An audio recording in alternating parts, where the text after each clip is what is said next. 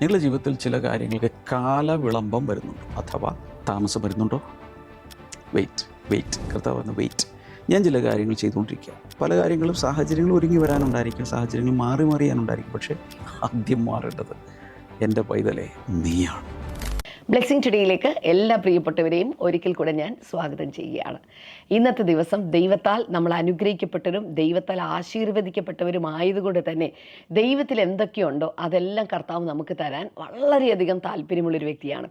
സാധാരണ നമ്മൾ ഈ ഉൽപ്പത്തി പുസ്തകം 1-ാം അധ്യായത്തിൽ ദൈവം മനുഷ്യനെ സൃഷ്ടിച്ചപ്പോൾ അവൻ്റെ സാദൃശ്യത്തിലും സ്വരൂപത്തിലും, അപ്പോൾ അവൻ്റെ സാദൃശ്യവും സ്വരൂപവും പോലും മനുഷ്യൻ അത് ഉണ്ടാകണമെന്ന് ആഗ്രഹിക്കുന്ന, എന്താ പറയുക, ഒരു അപ്പനും അമ്മയ്ക്ക് അവരെ പോലെ ആകണം അവരുടെ മക്കളെന്നൊക്കെ ആഗ്രഹിക്കില്ലേ എന്ന് പറയുന്ന പോലെ ആ സാദൃശ്യം സ്വരൂപം അതുപോലെ തന്നുകൊണ്ട് സൃഷ്ടിച്ചതാണ് നമ്മുടെ ദൈവം. അപ്പോൾ പിന്നെ ദൈവത്തിലുള്ള ബാക്കി കാര്യങ്ങളൊക്കെ അവൻ നൽകാതിരിക്കും. അവൻ്റെ സ്വരൂപവും സാദൃശ്യവും ഒക്കെ നമുക്ക് നൽകിയെന്ന് പറഞ്ഞു കഴിഞ്ഞാൽ ബാക്കിയെല്ലാം, അതുകൊണ്ടാണ് ബൈബിളിൽ അങ്ങനെ വചനത്തിൽ പറയുന്നത്, സ്വന്തം പുത്രനെ ആദരിക്കാതെ നമുക്കെല്ലാം ഏൽപ്പിച്ചു തന്നാൽ അവനോടുകൂടെ സകലതും നൽകാതിരിക്കുമോ എന്ന് ചോദിക്കുന്നത്. അപ്പോൾ കർത്താവിനെ പോലും അങ്ങ് തന്നിട്ടുണ്ട്, സ്വന്തം മകനെ പോലും തന്നിട്ടുണ്ടെങ്കിൽ അവൻ എന്തെങ്കിലും നൽകാതിരിക്കുമോ? എല്ലാം അവൻ നൽകിത്തരും. അതുകൊണ്ട് ഇന്ന് എന്നെ കേൾക്കുന്ന ആരെങ്കിലുമൊക്കെ എനിക്ക് അത് കിട്ടിയിട്ടില്ലല്ലോ ഇത് കിട്ടിയിട്ടില്ലല്ലോ എന്നൊക്കെ കർത്താവിനോട് പരാതി പറയുകയോ പ്രാർത്ഥനയിൽ സങ്കടം പറയുകയോ കരയോ ഒക്കെ ചെയ്യുന്നവരുണ്ടെങ്കിൽ ഞാൻ നിങ്ങളോട് പറയട്ടെ, അവൻ നിങ്ങൾക്ക് നൽകിത്തരും. അവൻ നൽകിത്തരാൻ ആഗ്രഹിക്കുന്നവരാണ്.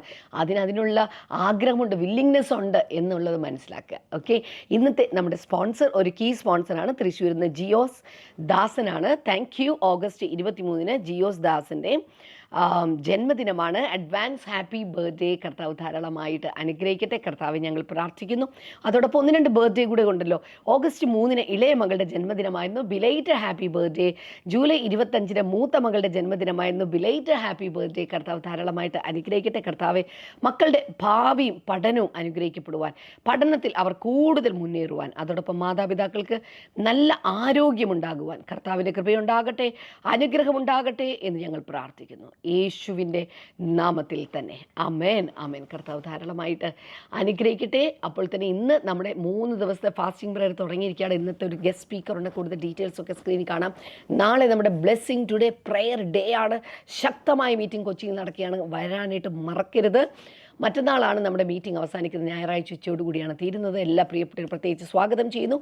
വരുന്ന ആഴ്ച മുതൽ നമുക്ക് 5 ദിവസത്തെ സ്പെഷ്യൽ മീറ്റിംഗ് എല്ലാ ദിവസവും വൈകുന്നേരം ഓൺലൈനായിട്ട് നടക്കാൻ പോവുകയാണ്. കാരണം നമ്മുടെ 52 ദിവസത്തെ പ്രാർത്ഥന തീരാൻ പോകുന്നത് അടുത്ത വെള്ളിയാഴ്ച വൈകിട്ടാണ്. അപ്പോൾ അതുകൊണ്ടുള്ള സ്പെഷ്യൽ മീറ്റിംഗ് ഉണ്ട്. ഡീറ്റെയിൽസൊക്കെ നിങ്ങൾക്ക് സ്ക്രീനിൽ കിട്ടും. യൂട്യൂബിലൂടെ നിങ്ങൾക്ക് ഞങ്ങളെ വാച്ച് ചെയ്യാൻ സാധിക്കും. അതിനുവേണ്ടി നിങ്ങളെല്ലാവരെയും ഞാൻ പ്രത്യേകിച്ച് സ്വാഗതം ചെയ്യുന്നു. സെപ്റ്റംബർ 4, 5 ഈ 2 തീയതികളിൽ നടക്കുന്ന സ്പെഷ്യൽ ആയിട്ടുള്ള യൂത്തിൻ്റെ ക്യാമ്പ് രജിസ്റ്റർ ചെയ്തിട്ടില്ലെങ്കിൽ ഇന്ന് തന്നെ രജിസ്റ്റർ ചെയ്യുക. ഓഗസ്റ്റ് 30 പാച്ച് ഡാമിൻ കോഴിക്കോട് വരികയാണ്. ആ മീറ്റിങ്ങിലേക്ക് കടന്നുവന്ന് അതൊരു വലിയ അനുഗ്രഹമായി തീരും എന്ന് ഞാൻ വിശ്വസിക്കുകയാണ്. കർത്താവ് നിങ്ങളെല്ലാവരെയും ധാരാളമായി അനുഗ്രഹിക്കട്ടെ. വേഗത്തിൽ ഇന്നത്തെ സന്ദേശത്തിലേക്ക് കടക്കാം.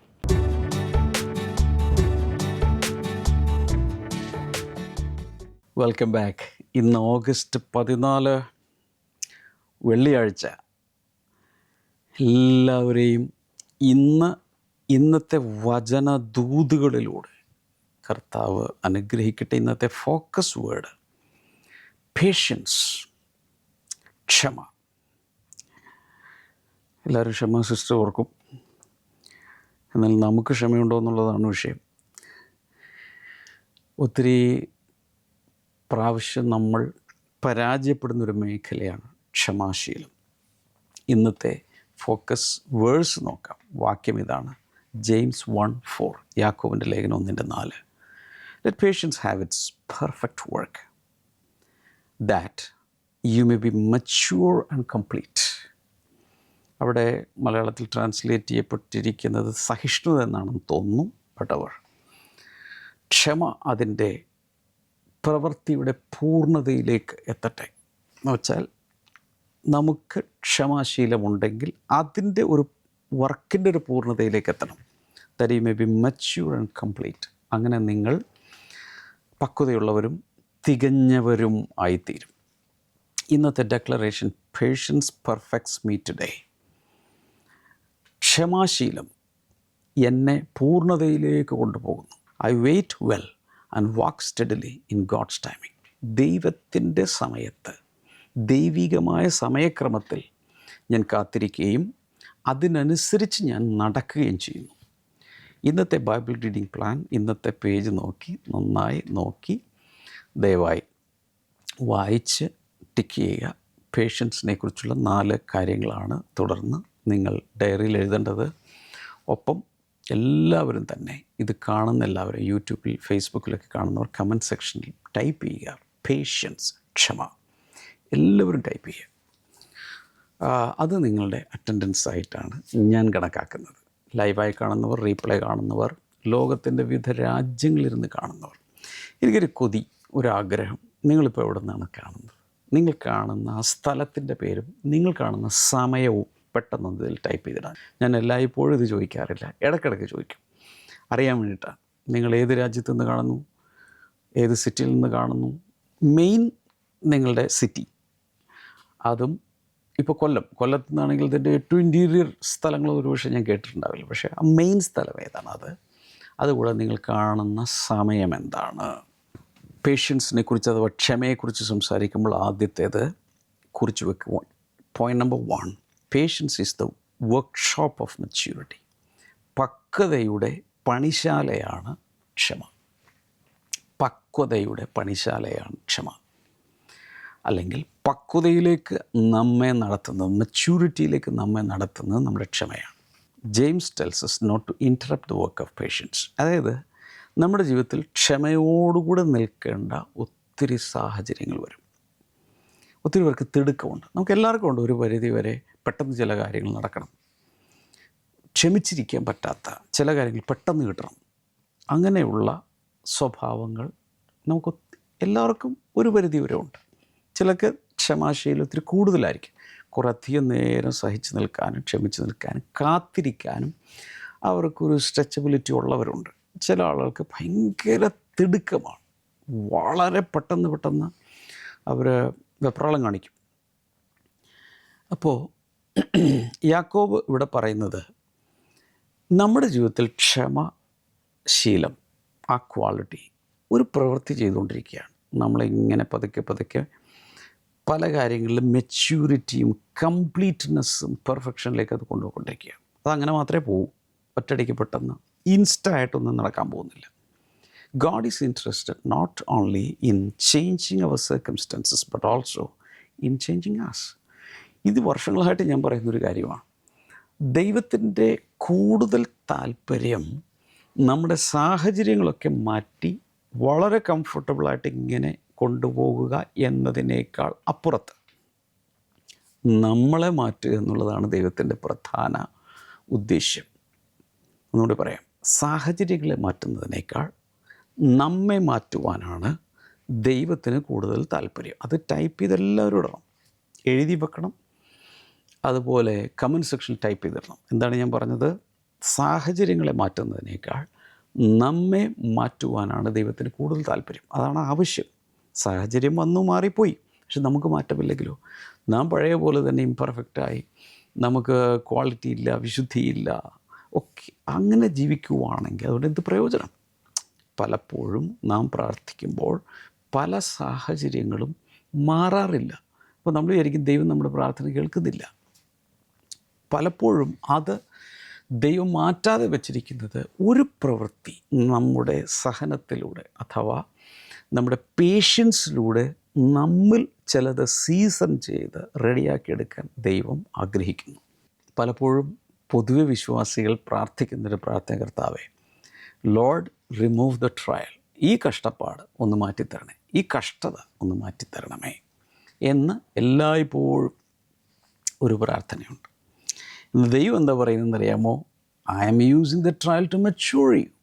ഞാൻ ഉടനെ അത് മാറ്റില്ല, ഞാൻ നിന്നെ ഒരു മെച്യൂരിറ്റിയിലേക്ക്, പക്വതയിലേക്ക് നടത്താൻ വേണ്ടി ആ കഷ്ടത വെച്ചിരിക്കുകയാണ്. അതിനെയാണ് ഞാനൊരു ടൂളായിട്ട് ഉപയോഗിക്കുന്നത്.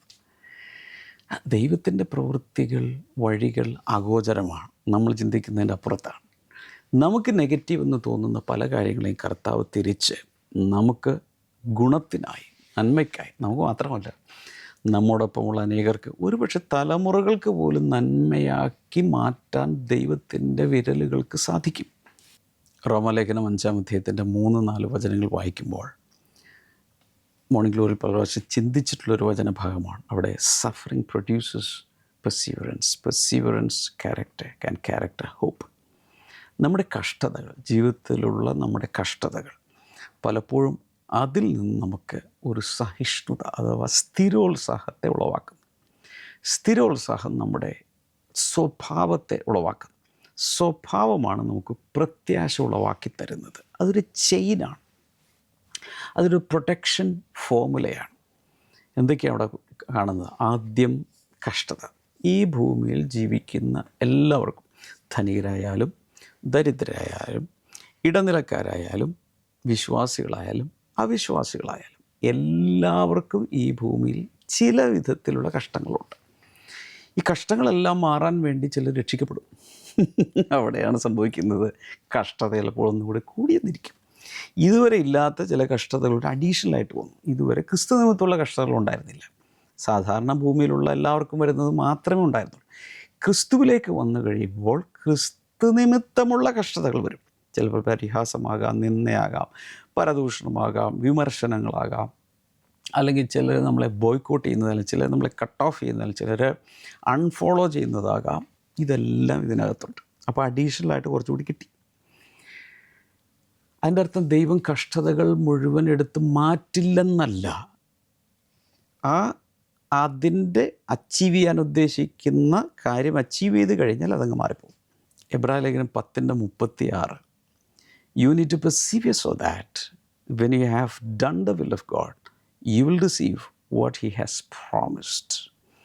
അതായത് ദൈവേഷ്ടം ചെയ്ത് വാഗ്ദത്തം പ്രാപിക്കുവാൻ സഹിഷ്ണുത നിങ്ങൾക്ക് ആവശ്യമാണ്. ദൈവം വാഗ്ദത്തം ചെയ്യുന്ന കാര്യങ്ങൾ പെട്ടെന്ന് സാധാരണ നിവർത്തിക്കാറില്ല. ദൈവം ഒരു വാഗ്ദത്തം ചെയ്തു, നമ്മൾ പെട്ടെന്ന് ചില വാഗ്ദത്തങ്ങളൊക്കെ നമുക്ക് കിട്ടുമ്പോൾ ഇന്ന് നടക്കും, നാളെ നടക്കും, അല്ലെങ്കിൽ മറ്റന്നാൾ, കൂടിപ്പോയാൽ ഈ വീക്കെൻഡിൽ നടക്കും. ഇതാണ് നമ്മൾ ഉള്ളിൽ ചിന്തിക്കുന്നത്. വാഗ്ദത്തം ചെയ്ത ദൈവം വിശ്വസ്തനാണ്, ഒരിക്കലും വാക്ക് മാറുകയുമില്ല. പക്ഷേ ഒരുപക്ഷെ 6 വർഷത്തിന് ശേഷമായിരിക്കാം അതിൻ്റെ നിറവേറൽ ദൈവം ഫിക്സ് ചെയ്തിരിക്കുന്നത്. നമ്മളെന്താ ചിന്തിക്കുന്നത്? ഈ ആഴ്ച, ഈ വീക്കെൻഡിൽ നടക്കുമെന്ന് വിചാരിക്കും. ഒരാഴ്ച കഴിഞ്ഞു, 2 ആഴ്ച കഴിഞ്ഞു, 1 മാസം കഴിഞ്ഞു, 6 മാസം കഴിഞ്ഞു, 1 വർഷം കഴിഞ്ഞു, നടക്കുന്നില്ല. അപ്പോഴേക്കും നമുക്ക് മടുത്തു. മനുഷ്യ സഹജമാണ്, മടുത്തു. ദൈവം ഒന്ന് മറന്നുപോയി കാണും. ഞാൻ കേട്ടതിൻ്റെ കുഴപ്പമായിരിക്കും, പിശാചായിരിക്കും ഒരു പക്ഷേ എൻ്റെ ഉള്ളിൽ ആശയം തന്നത്. ഇത് ദൈവത്തിൽ നിന്നായിരിക്കണമെന്നില്ല, മാനുഷികമായ ചിന്തയായിരിക്കും, എൻ്റെ ഒരു വ്യാമോഹമായിരിക്കും എന്നൊക്കെ ചിന്തിച്ച് മടുത്തെത്ത നമ്മൾ താഴേക്ക് പോകും. അത് പോകാതിരിക്കാനാണ് ദൈവം പറയുന്നത്, മോളെ ഞാനാണ് പറഞ്ഞത്, ഞാൻ വാക്ക് പാലിക്കും. പക്ഷേ അതിനൊരു സമയം വെച്ചിട്ടുണ്ട്. എല്ലാ പ്രോമിസിനോടും ടാഗ് ചെയ്ത് ഒരു സമയം ദൈവം സെറ്റ് ചെയ്തിട്ടുണ്ട്. അതുവരെ മടുത്തു പോകാതെ, പിന്തിരിഞ്ഞു പോകാതെ, പെറുപിറുക്കാതെ പിടിച്ചു നിൽക്കണം. ഇത് വളരെ ശക്തമായിട്ടാണ് കേട്ടോ കർത്താവ് ചിലരോട് സംസാരിക്കുക. ഹൃദയങ്ങളോടാണ് ഇന്ന് സംസാരിക്കുന്നത്, ചെവികളോടല്ല. നിങ്ങളുടെ ജീവിതത്തിൽ ചില കാര്യങ്ങൾക്ക് കാലവിളംബം വരുന്നുണ്ടോ, അഥവാ താമസം വരുന്നുണ്ടോ? വെയിറ്റ്. കർത്താവ് പറഞ്ഞു വെയിറ്റ്. ഞാൻ ചില കാര്യങ്ങൾ ചെയ്തുകൊണ്ടിരിക്കുക. പല കാര്യങ്ങളും സാഹചര്യങ്ങളും ഒരുങ്ങി വരാനുണ്ടായിരിക്കും, സാഹചര്യങ്ങൾ മാറിയാനുണ്ടായിരിക്കും. പക്ഷേ ആദ്യം മാറേണ്ടത് എൻ്റെ പൈതലേ നീയാണ്. നിനക്ക് ചില മാറ്റങ്ങൾ ഞാൻ വരുത്തുകയാണ്. ഇങ്ങനെ കാത്തിരുന്നതിനിടയിൽ പ്രാർത്ഥിച്ച് വീണ്ടും പ്രാർത്ഥിച്ച് വരുമ്പോൾ അകത്ത് മറ്റൊരു തരത്തിലും കിട്ടാത്ത ചില സ്വഭാവ ശ്രേഷ്ഠതകൾ അകത്ത് വരികയാണ്.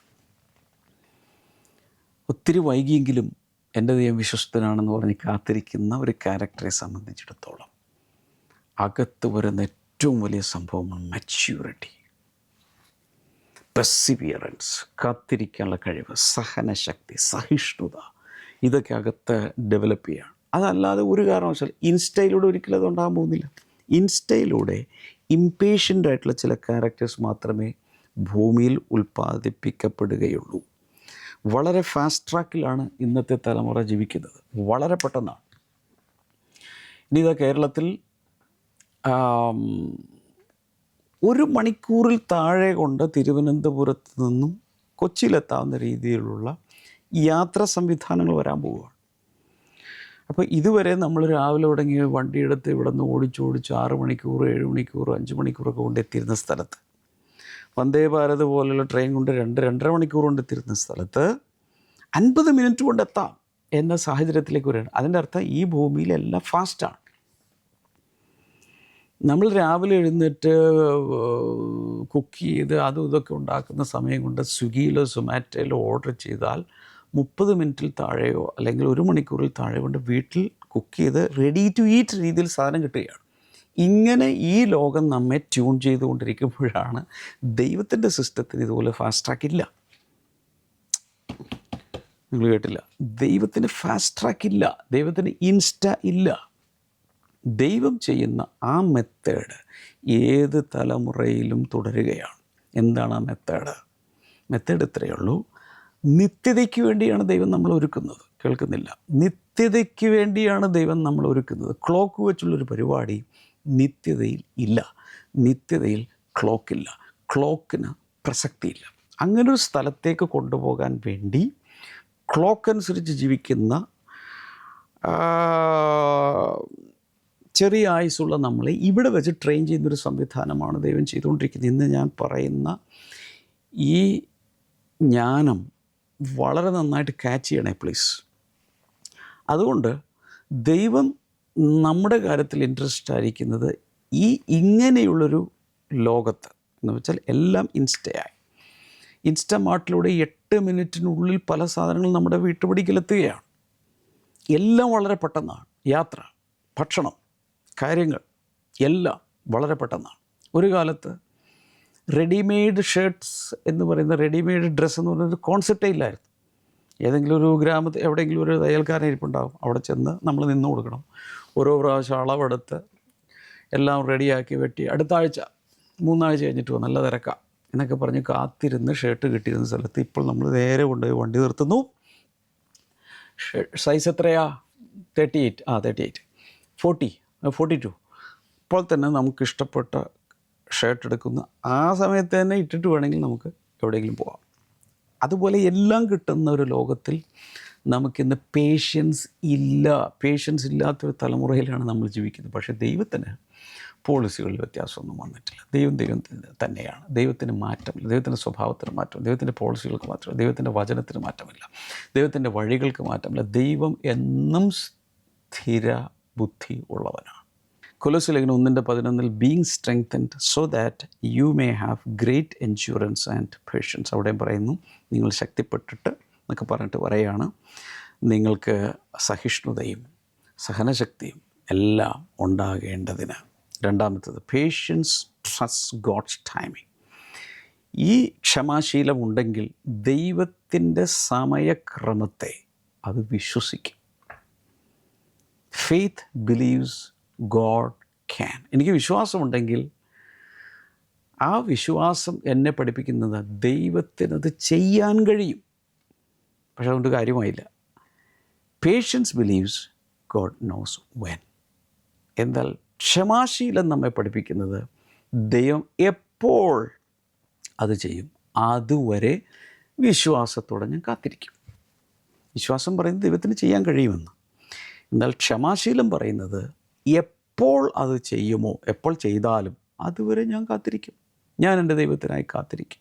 വെയിറ്റിംഗ് അപ്പോൺ ദ ലോർഡ് എന്ന് പറയുന്നത് ഒരു ഹ്യൂജ് ടോപ്പിക്കാണ്. അതിനെക്കുറിച്ച് ഒരു പോഡ്കാസ്റ്റോ അല്ലെങ്കിൽ എപ്പോഴെങ്കിലുമൊക്കെ ഞാൻ അതിനെക്കുറിച്ച് സംസാരിക്കും.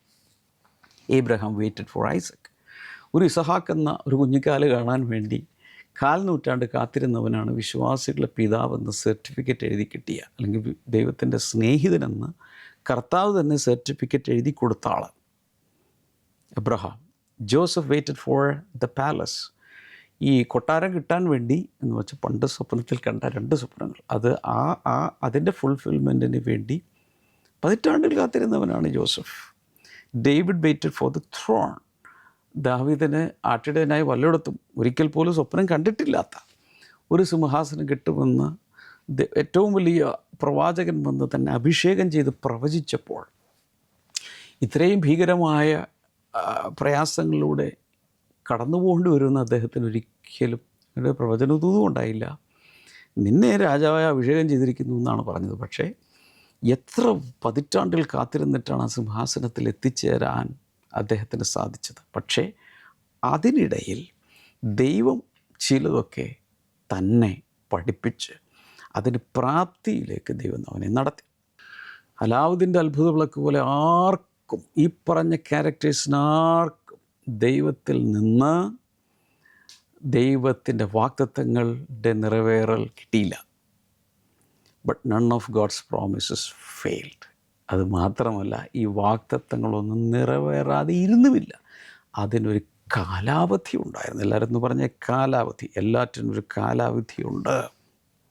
ബൈ ദ വേ, ഇപ്പോൾ പേഷ്യൻസ് എന്ന് ടൈപ്പ് ചെയ്തിട്ടില്ലാത്തവർ ഇടുക, കാരണം അത് നമ്മിൽ കർത്താവ് ഡെവലപ്പ് ചെയ്യട്ടെ. Ecclesiastes 3:11, സഭാപ്രസംഗം 3:11, he has made everything beautiful in its time. അവിടെ പറഞ്ഞിരിക്കുന്നത് ദൈവം എല്ലാം അതിൻ്റെ സമയത്ത് ഭംഗിയായി ചെയ്യുന്നു. അത് കല്യാണക്കുറിയിൽ അടിക്കാൻ വേണ്ടിയാണ് പലരും വെച്ചിരിക്കുന്നത്. He has done everything beautiful in his time. In his time ഒരു പാട്ടുമുണ്ട്. അപ്പോൾ അതിനു വേണ്ടിയുള്ളതല്ലത്. ജീവിതത്തിൽ നമ്മൾ മനസ്സിലാക്കാനുള്ള, ദൈവത്തിന് എല്ലാറ്റിനും ഒരു സമയം ഉണ്ട്. ചിലർക്ക് നേരത്തെയാണ് എന്നതുകൊണ്ട് നമുക്ക് ആ സമയത്ത് തന്നെ വേണമെന്ന് വാശി പിടിക്കുന്നതിൽ യാതൊരു അർത്ഥമില്ല. അവിശ്വാസികളായ പലർക്കും നേരത്തെ കുഞ്ഞുങ്ങളുണ്ടായപ്പോൾ ദൈവത്തിന് വേണ്ടി മാത്രം ജീവിച്ച അബ്രഹാമിന് കുഞ്ഞിനെ കിട്ടാൻ ഒത്തിരി വൈകി. പലപ്പോഴും ദൈവമക്കളുടെ ജീവിതത്തിൽ എക്സ്ട്രാ ചില ഡിലേയ്സും എക്സ്ട്രാ ചില പ്രശ്നങ്ങളൊക്കെ, ഞാൻ ഈ പറയുന്നൊന്ന് ശ്രദ്ധിക്കണേ, ദൈവമക്കളുടെ ജീവിതത്തിൽ സാധാരണ എല്ലാവരേക്കാളും ഒരല്പം കൂടുതൽ താമസമൊക്കെ വന്നേക്കാം. അതിൻ്റെ അർത്ഥം ദൈവം ഉപേക്ഷിച്ചെന്നല്ല. 27-ാം സങ്കീർത്തനത്തിൻ്റെ 14-ാമത്തെ വചനത്തിൽ wait for the Lord, be strong and take heart എന്ന് എഴുതിയിട്ടുണ്ട്. ദൈവത്തിനായി കാത്തിരിക്കുക, ശക്തിയോടെ, നിരാശപ്പെടാതെ കർത്താവിന് വേണ്ടി കാത്തിരിക്കുക. Habakkuk chapter 2 verse number 3, Habakkuk 2:3 വൈകിയാലും അത് വരും നിശ്ചയം എന്ന് എഴുതിയിട്ടുണ്ട്. എല്ലാവരും ഒന്ന് കൈവരുത്തി പറഞ്ഞു, വൈകിയാലും അത് വരും നിശ്ചയം. Number 3, patience produces inner strength. ക്ഷമാശീലം ആന്തരിക ശക്തിയെ ഉളവാക്കും. ക്ഷമിച്ചിരിക്കാൻ കഴിവുള്ള ആൾക്ക് ആത്മശക്തി, ആന്തരിക ശക്തി, മനഃശക്തി കൂടുതലായിരിക്കും. Waiting is not passive. ചിലരുണ്ട്, കാത്തിരിക്കുക എന്ന് പറഞ്ഞാൽ ഇങ്ങനെ ചുമ്മാ ഇങ്ങനെ ഐഡിയലായിട്ട് ഇങ്ങനെ ഇരിക്കുക എന്നല്ല എൻ്റെ അർത്ഥം. Biblical patience is active trust.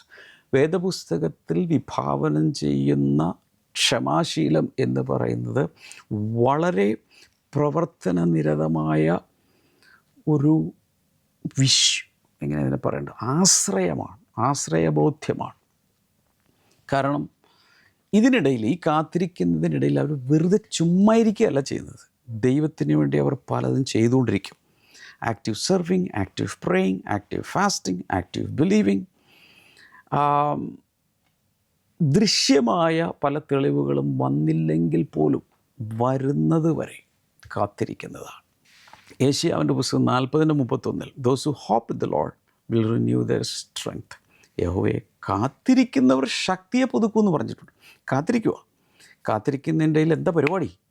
ഈ ശക്തി പുതുക്കിക്കൊണ്ടിരിക്കുക, അല്ലാതെ ശക്തി കാത്തിരുന്ന് മടുത്ത് പ്രാഗി ശക്തി ക്ഷയിക്കുകയല്ല ചെയ്യുന്നത്. ശക്തി ഇതിനിടയിൽ റെഡിയാക്കിക്കൊണ്ടിരിക്കുക, കാരണം ഉയരത്തിലേക്ക് പറക്കാൻ. ഗലാത്യലേഖനം 6:19, വിലാപങ്ങളുടെ പുസ്തകം 3-ാം അധ്യായത്തിൻ്റെ 25, 26, ഇതിലെല്ലാം റിലേറ്റഡ് ആയിട്ടുള്ള പല കാര്യങ്ങളും പറഞ്ഞിട്ടുണ്ട്. ഇതിന് ശേഷം നിങ്ങൾക്ക് ചിന്തിക്കാനും ധ്യാനിക്കാനും ഒക്കെ പറ്റും. Number 4, patience leads to lasting fruit. ക്ഷമാശീലമുണ്ടെങ്കിൽ നിലനിൽക്കുന്ന ചില ഫലവും ഉളവാകും. കേട്ടോളണേ, quick success often disappears quickly. പെട്ടെന്നുള്ള വിജയം പെട്ടെന്ന് അപ്രത്യക്ഷമാകാനും സാധ്യതയുണ്ട്. പെട്ടെന്ന് ഒരാൾ പണക്കാരനായി, പെട്ടെന്ന് അയാൾ ദരിദ്രനാകാനും സാധ്യത.